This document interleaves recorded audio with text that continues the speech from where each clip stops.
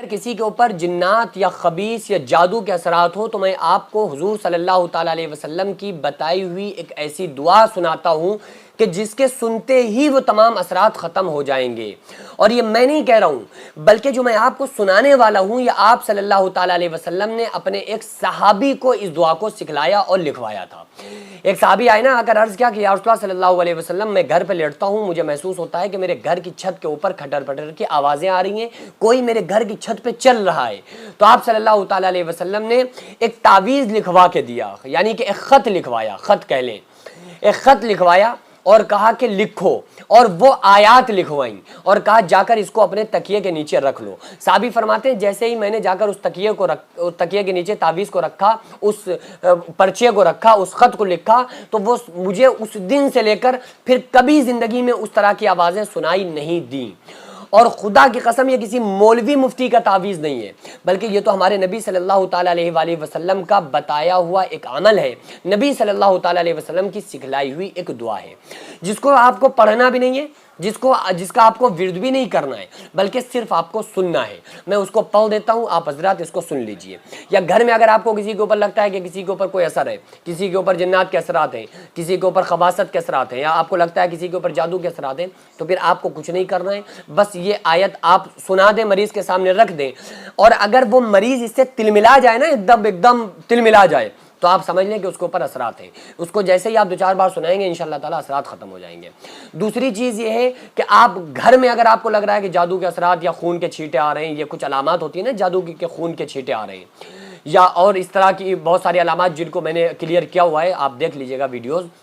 اگر یہ کنفرم ہو گیا کہ جادو وغیرہ ہے یا جنات کے اثرات ہیں یا نظر بد ہے، تو آپ اپنے گھر میں بھی اس کو بجا کے رکھ سکتے ہیں، یا چاہیں تو انشاءاللہ آپ کو اسکرین پہ دے دیا جائے گا، آپ اس کو نکلوا لیں، آپ اس خط کو نکلوا لیں اور اس کو نکلوا کے اپنے گھر میں یا لگا لیں یا اپنے سرہانے رکھ لیں، سب سے بہتر رہے گا۔ تو میں وہ پڑھ دیتا ہوں، سب سے پہلے آپ وہ سن لیجئے۔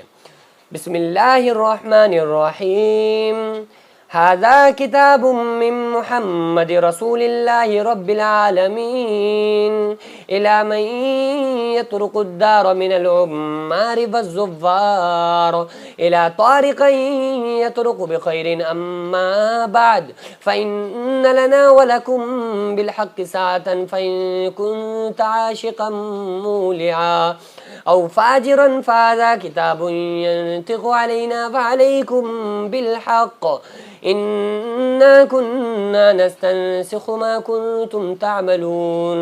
ورسلنا يكتبون ما تمكرون اتركوا صاحب كتابي هذا وانطلقوا إلى عبدة الأصنام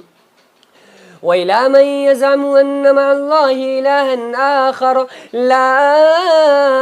إله إلا هو كل شيء هالك إلا وجهه له الحكم وإليه ترجعون آمين لا ينصرون حميم